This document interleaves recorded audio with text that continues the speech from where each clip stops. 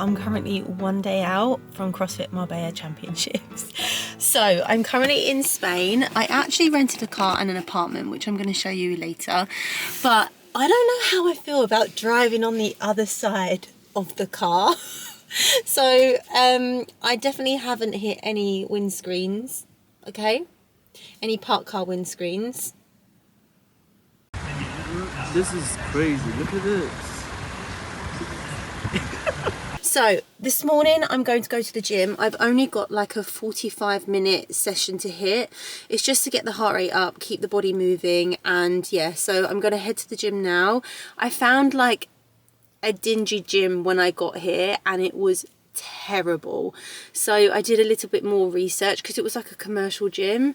So I did a little bit more research and I found like a semi-CrossFit, semi-commercial gym, which I'm going to go and attend today. So I'm going to make my way there now and then come home, have breakfast, do a bit of a food shop, and then we're going to head to athlete check-in for CrossFit Marbella Championships. Okay, I've been to the gym. I couldn't film in there because it was chaotic, and I started filming in the food shop and I got told that I wasn't allowed to film, so apologies about that, but I will show you what I picked up. So I got the Alpro almond milk that I have from home, which is really handy. Blueberries, these were €8. I know, crazy. Broccoli, I got 2 lots of that. Some Alpro yogurt. They didn't have the Greek one, they had the coconut one though, so I'm happy with that, fine. Bananas, avocados, these are massive, these avocados. I got 3 packets of those. I got 2 packets of medium eggs, kiwis. Now whenever I travel, I don't really have these at home, but whenever I travel I always pick up some kind of flu or cold because of the traveling in the aeroplane. So vitamin C, that's why I've picked up some of those, and 3 packets of salmon. So expensive fish. This is €9 as well, but it's what it is. And then if you haven't seen my supermarket shopping YouTube, go and watch that because I actually bought some things out of here that I got in that food shop that I mentioned. So just like gluten-free oats from home. I actually bought this bread out here yesterday, gluten-free bread. And then I bought the dates and all the flax seeds and stuff that I showed you in that video. Okay, I am just literally prepping some dinner before we go to the athlete briefing. So I cooked this salmon from yesterday. Then I've got rice, avocado in here.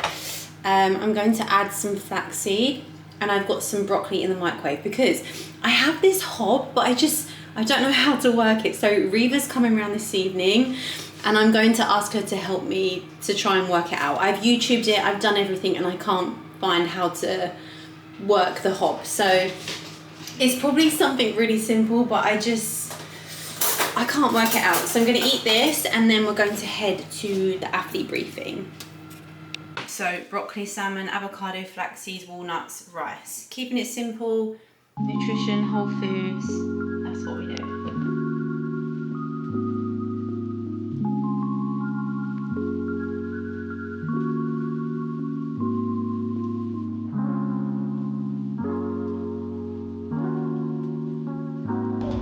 Oh, that's cool. I get a banner.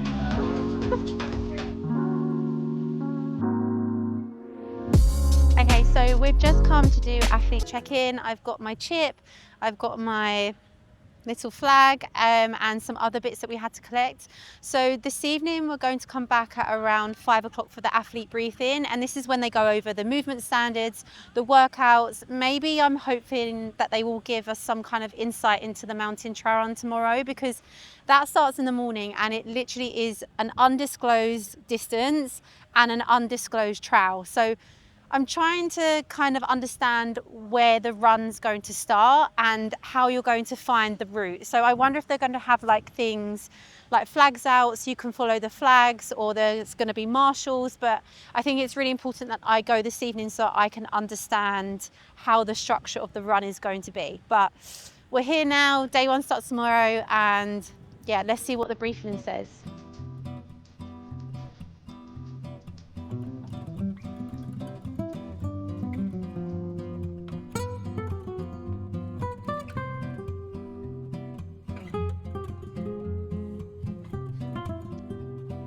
We are going to athlete briefing just to hear a bit about the mountain run. So when I did my last competition, I didn't actually go to the briefing because it was all in one arena, whereas this one we're in the mountains, we're on the sea, we're on the sand, then there's a different lifting arena. I just want to make sure that I know where I'm starting, and I kind of want to get an understanding of how the mountain run's mapped out. Like, have you got to follow marshals? Have you got to follow flags? So yeah, that's something that driving on the other side of the road. That's something that I just want to kind of get to grips with. So yeah, that's where we're heading now. We're going to give you 10 minutes to work your way down to competition floor 2. The thrusters, burpee locked overs, hacemos de nuevo burpees por encima del tronco. Because you did the mountain trail run. Yes. Is it going to be the same? Did they have a sandbag in it last time? No, they just did the run and they done the same thing. They were like, oh, it's more than 1 kilometre, less than 10 kilometres. Reggie said it's about 4.5. Yes, it was just under 5 the last time. Okay. Whether they've added a little bit in, Because of the sandbags. knows? Yeah. yeah. Or whether they're just trying to raise the intensity by saying it's over 1 and under 10. Yeah.